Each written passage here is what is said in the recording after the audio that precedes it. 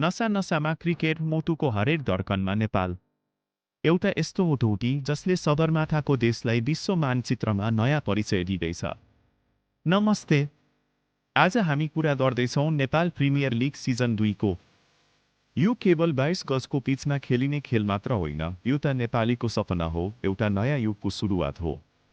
आखिर कसरी एउटा सानो देशको यो लिग आज विश्वकै हटकेक बन्यो? एनपिएलको सफलताको पहिलो पिलर हो आर्थिक शक्ति। नेपाल क्रिकेट सङ्घ र फ्रेन्चाइज मालिकहरूले नेपाली क्रिकेटको भविष्यमा दाउ लगाए।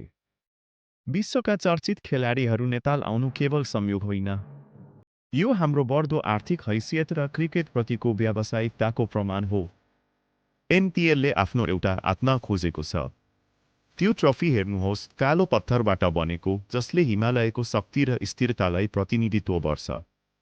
एनपिएलले रोबोटिक डग जस्ता अत्याधुनिक प्रविधिलाई मैदानमा उतारेर विश्वलाई चकित बनाइदियो। यो नेपालको प्रविधिप्रतिको फड्को हो। स्टार स्पोर्ट्स सम्मको साझेदारीले एनपिएललाई हरेक देशको लिभिङ रुमसम्म पुर्याएको छ। यो नेपालको पर्यटन, संस्कृति र सामर्थ्यको विज्ञापन हो। एनपिएलको वास्तविक गेम चेन्जर त हामी नेपाली दर्शकको माया र हाम्रो सांस्कृतिक गौरव हो। जय नेपाल, जय क्रिकेट।